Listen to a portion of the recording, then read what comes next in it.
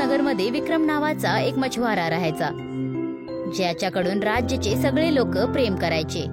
जर का मदतीची गोष्ट असेल तर तो कायम लोकांची मदत करण्यासाठी पुढे राहायचा आणि त्यावर तो प्रत्येक दिवशी आपल्या घरी गरीब लोकांना बोलवून जेवण पण खाडवायचा. हे घ्या, थोडं अजून खा. पण बाळा, तू काय खाणार? तुम्ही माझी काळजी करू नका, तुम्ही फक्त पोट भरून जेवण करा.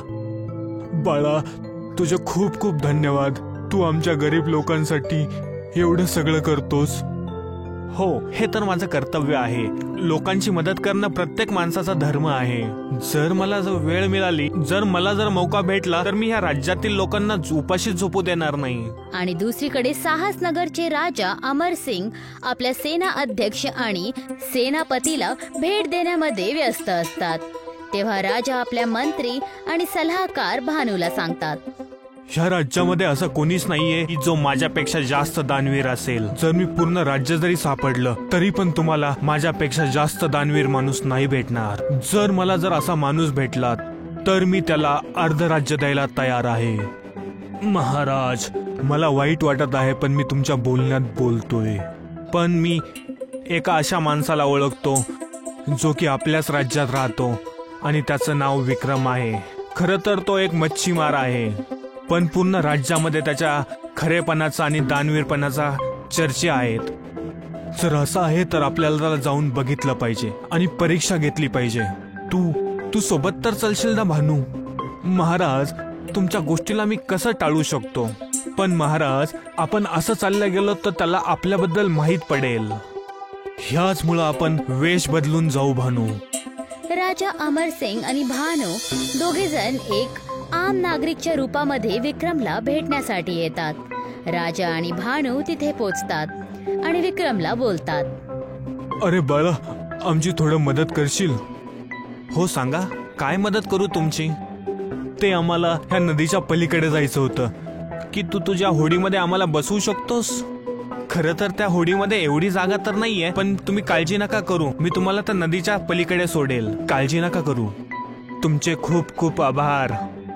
विक्रम राजा आणि भानू दोघांना नदीच्या दुसरी पार घेऊन जातो आणि भानू विक्रमला बोलतो, धन्यवाद बाळा. जर अजून काही खायला भेटलं असतं तर अजून चांगलं झालं असतं. तुम्ही लोक काळजी नका करू, माझ्या घरी चला, मी जेवणाची व्यवस्था करतो. विक्रम राजा आणि भानूला दोघांना आपल्या घरी घेऊन येतो आणि जेवण बनवून त्या दोघांना वाढतो. विक्रम, तू पण आमच्या सोबत बसून जेवण कर. ते जेवण फक्त एवढंच होतं आज. मी उद्या जेवण करेल. तुम्ही फक्त पोट भरून जेवण करा. माझं पोट यानेच भरेल.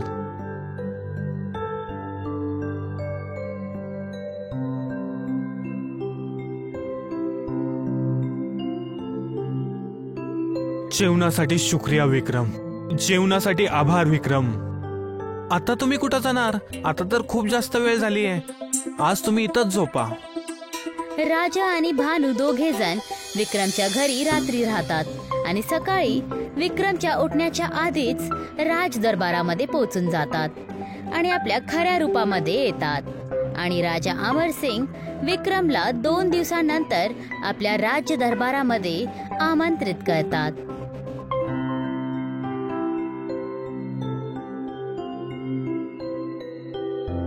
ये विक्रम, ये. स्वागत आहे तुझं या दरबारामध्ये.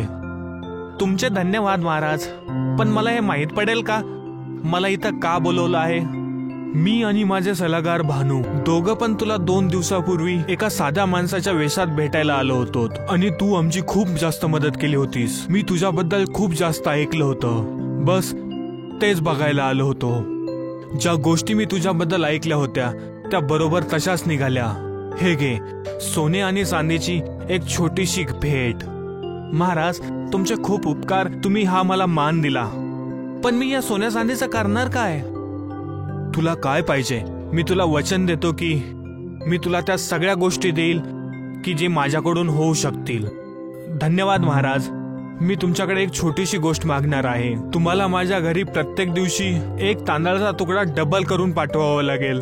जसं की पहिल्या दिवशी तांदळाचा एक तुकडा आणि दुसऱ्या दिवशी 2 तांदळाचे तुकडे आणि तिसऱ्या दिवशी 4 तांदळाचे तुकडे.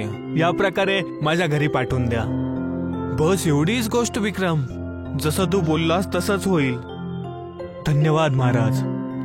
विक्रम राज दरबारामधून आपल्या घरी निघून जातो आणि राजा अमरसिंग भानूला बोलायला लागतो. विक्रम चांगला माणूस तर नक्कीच आहे, पण बुद्धी थोडी कमी आहे या मच्छीमारामध्ये. मी त्याच्यासमोर सोनं चांदी द्यायचा प्रस्ताव ठेवला आणि त्यानं त्याला सोडून तांदळाचा सौदा केला. मी पण हे बघून आश्चर्यचकित आहे महाराज. राजमहलच्या तांदळाच्या खजान्यामधून दररोज तांदळाचे कण 2 गुणे होऊन विक्रमच्या घरी जायला लागले आणि बघताच बघता 1 पोत, मग 2, मग कमीत कमी 1 महिन्यानंतर तांदळाच्या खजान्यामधून खूप सगळ्या बोऱ्या विक्रमच्या घरी जायला लागल्या आणि विक्रम सगळ्या तांदळाच्या पोत्यांना राज्याच्या गरीब लोकांमध्ये वाटून देतो. ज्याच्यावर भानू राजाला बोलतो. महाराज, तांदळाच्या खूप जास्त पोते विक्रमच्या घरी पाठवले जात आहेत. काही तांदळाच्या पोत्यांनी मी गरीब थोडं होईल. हळूहळू सगळ्या राज्याची लोक विक्रमच्या घरी तांदूळ घ्यायला यायला लागतात आणि पूर्ण राज्यामध्ये विक्रमचंच नाव गुंजत होतं. आणि ही गोष्ट भानू जाऊन राजा अमरसिंगला सांगतो. महाराज, पूर्ण राज्यामध्ये विक्रमचंच गुणगान गातले जात आहेत. काही असं तर नाही झालं पाहिजे आपल्या तांदळाच्या पेटाऱ्यामधून तांदूळ घेऊन आपलंच तख्तपलट करेल. हे ऐकून राजा अमरसिंग चिंतेमध्ये पडतात आणि विक्रमला आपल्या दरबारामध्ये बोलवतात. मला माहित आहे की तुला काय करायचं आहे विक्रम. तू माझ्या सिंहासनावरती बसू इच्छित आहेस. त्यामुळेच तू आमच्याकडून तांदूळ घेत आहेस आणि पूर्ण राज्यात वाटत आहेस. जर असं वाटत असेल महाराज, तर मला तांदूळ देणं बंद करा आणि त्याच्या जागेवरती काही वेगळं पाठवायला चालू करा. भानू हे ऐकून राजाजवळ जाऊन त्यांच्या कानामध्ये काहीतरी बोलतो की महाराजांनी जर काय त्याची ही माग नाही मानली तर हे त्यांच्या वचनापासून मुकरणं हे मानलं जाईल. हे ऐकून राजा त्याचं गोष्ट मानून जातो. ठीक आहे, सांग तुला तांदळाच्या बदल्यात काय पाहिजे. मी तुला ते पण द्यायला तयार आहे. ज्या प्रकारे तुम्ही मला तांदूळ देत होतात त्याच प्रकारे तांदळाच्या जागी डाळ पाठवा.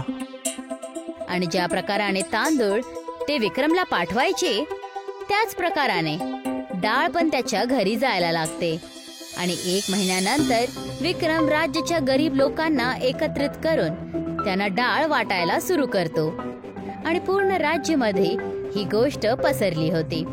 ज्यामुळे एक वेळा परत राजा परेशान होऊन जातो. आपल्याला काही ना काहीतरी नक्कीच केलं पाहिजे, नाहीतर आपल्याला स्वतःला जेवणासाठी काहीच राहणार नाही. नंतर आपण काय खाणार? सोनं आणि चांदी? महाराज, माझ्याकडे एक उपाय आहे. जर आपण विक्रमवरती खोटा आरोप लावला की विक्रम आमच्या तांदळाच्या भंडारामधून तांदूळ चोरी करत होता, तेव्हा आपण त्याला तांदूळ देणं बंद करू शकतो. ते कसं? जसं की तुम्हाला माहित आहे, आपण त्याला तांदूळ देणं बंद केलं आहे की आपण विक्रमला दोष लावायचा की त्यानं तांदळाच्या भंडाऱ्यामधून तांदळाची चोरी केली आहे. आणि एखाद्या माणसाला खोटी गवाही द्यायला एखादा माणूस पण बघूयात. बरोबर बोलत आहेस. नंतर मी त्याला माफ तर करेल, पण प्रत्येक दिवशी जी त्याची डाळ जी त्याच्या घरी जाते ती बंद कराल. आणि मग दुसऱ्या दिवशी राजा विक्रमला आपल्या राज्य दरबारामध्ये बोलवतात आणि त्याच्यावर तांदळाच्या 3 पोती चोरी करण्याचा आरोप पण लावतात. आमच्या तांदळाच्या भंडारामधून 3 पोते चोरीला गेले आहेत आणि मला माहित आहे की त्याची चोरी तू केलीस. महाराज, मला तांदळाची चोरी करून काय भेटणार आहे? आणि मी तांदळाची चोरी केली याचा सबूत काय आहे तुमच्याकडे? सबूत आहे. काल जेव्हा तू तांदळाच्या भंडारामधून तांदूळ चोरत होतास त्याच वेळेस दर्पण जो राज दरबाराच्या बाहेर राहतो त्यानं तुला तांदूळ चोरताना पाहिलं आहे. जर असं असेल तो जो काही बोलला आहे मी ते ऐकू इच्छित आहे. भानू दर्पणला राज दरबारामध्ये बोलवतो आणि दर्पण विक्रमला बघून हैराण होऊन जातो. विक्रम, तू जर मला माहित असलं असतं तुझ्याबद्दल खोटं बोलायचं आहे तर मी कधी ह्या गोष्टीला मान्य नसतं केलं. जेव्हा माझ्याकडे आणि माझ्या परिवाराकडे खायला काही नव्हतं तर त्यावेळेस प्रत्येक वेळेस विक्रमनं जेवण आणि पाण्याची व्यवस्था केली होती. पण तू इथं काय करत आहेस? मला महाराजांचे सल्लागार भानूने तुझ्याबद्दल खोटं बोलायला सांगितलं होतं, पण मला माहित नव्हतं तो माणूस तू आहेस. विक्रम, मला माफ कर. हे ऐकून राजा आणि भानू दोघे जण आपल्या चुकीला मानतात. मला माफ कर विक्रम. मला असं वाटलं की मी दिलेले तांदूळ आणि डाळ घेऊन त्याचा वापर माझ्या विरोधातच करशील. याची काही गरज नाहीये महाराज. जर मला सत्ता पाहिजे होती, जर मला अमीर बनायचं असलं असतं, जेव्हा तुम्ही मला सोनं चांदी देत होता तेव्हाच मी सगळं सोनं आणि चांदी घेतलं असतं. मी तर फक्त एक मच्छीमार आहे जे लोकांची मदत करू इच्छितो. तुमचे खूप खूप धन्यवाद महाराज. तुम्ही जे तांदूळ आणि डाळ मला दिलं होतं त्यामुळं आज पूर्ण नगरीमध्ये कोणी पण खाली पोट झोपत नाहीये. खरंच आजपर्यंत तुझ्यासारखा नेक आणि दानवीर मच्छीमार कुठं नाही पाहिला. तू आज मला शिकवलंस, दानवीराचं मन त्याची खरी पहिचान असते. त्याचा परिचय तो दुसऱ्यांच्या परेशानीमध्ये त्यांची मदत करून दाखवतो. राजा अमरसिंग विक्रमला मंत्रीच्या पदावर बसवतात आणि विक्रम पुढून तांदूळ आणि डाळ घ्यायला नको म्हणतो. आणि साहसनगरमध्ये कधीच कुणाला कसल्याच गोष्टीची कमी नाही झाली.